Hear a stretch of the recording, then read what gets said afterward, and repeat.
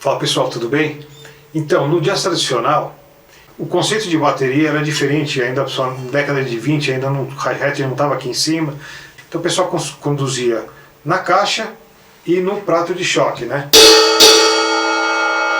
E daí eu comprei alguns, consegui achar alguns a muito custo, né?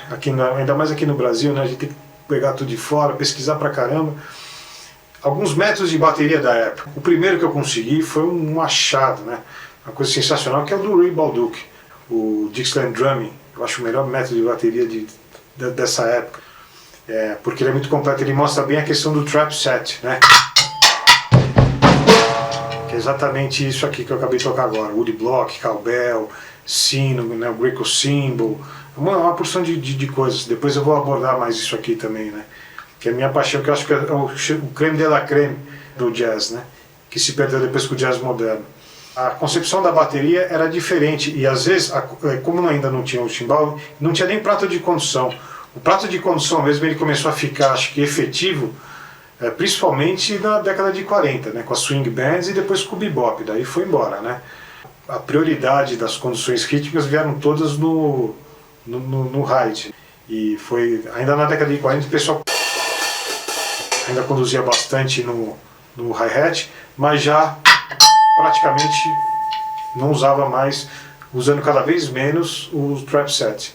Na década de 30 ainda tinha bastante, tinham brilhantes bateristas como Baby Dodds. O Baby Dodds ainda usava na década de 40, ele ainda usava bastante trap set, era a característica dele, ele era um New Orleans puro. Depois eu vou falar dos grandes bateristas de New Orleans, né, da época do Revival, que é o Baby Dodds, Cy Fraser, Josiah Cy Fraser, Paul Barberin, Louis Barberin, que era o irmão dele, Joe Watkins, maravilhoso, que era o baterista do George Lewis, e o Sammy Penn também, outro grande baterista, tocava com Kid Thomas. Eu vou deixar os links embaixo para vocês verem, tá? Mas esses links já estão todos no meu curso lá, o Vintage Drumming, que até vou deixar aqui embaixo o link, recomendo, é muito completo. Eu acabei de fazer um update agora, eu aprendi a mexer e consegui fazer as atualizações, né? O curso em si só está muito legal, mas tinha algumas atualizações que precisavam ser feitas, consegui colocar elas lá agora, então está muito legal, e coloquei uma porção de vídeos desses bateristas do Revival. Aliás, sobre os métodos, eu vou deixar o link embaixo. Eu encontrei recentemente, agora em final de 2025, eu encontrei um site onde eles resgataram alguns métodos, estão super bem escaneados e com preço justo, uns $5 mais ou menos, de 5 a 9 dólares. Alguns métodos raríssimos, tem um outro método do Ray Baldock, tem métodos de bateria de 29, de 32, alguma coisa assim, que ainda falam do prato de choque, falam do trap set.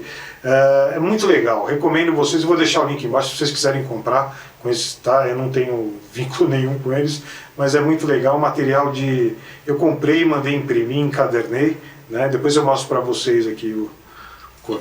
Mas enfim, eles conduziam, às vezes fazia a condução na mão esquerda e a síncope na mão direita. Eu acho que até para facilitar aqui,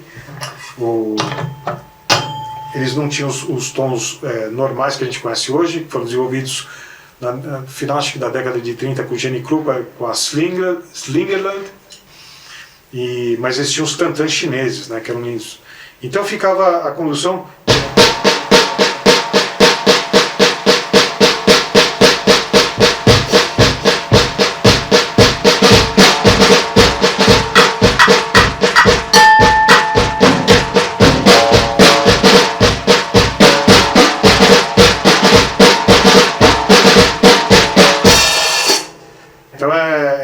Engraçado, né? O próprio método do Jenny Krupa, se você olhar, os rolls começam sempre com a mão esquerda.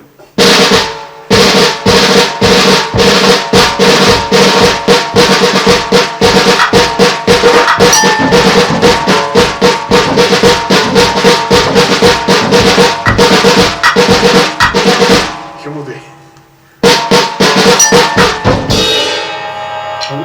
Mas para mim o maior gênio de todos na questão do trap set São dois, né? Zutzinhos também usava. Baby Dots e Ray Baldock. Ray Baldock é um absurdo. É um absurdo.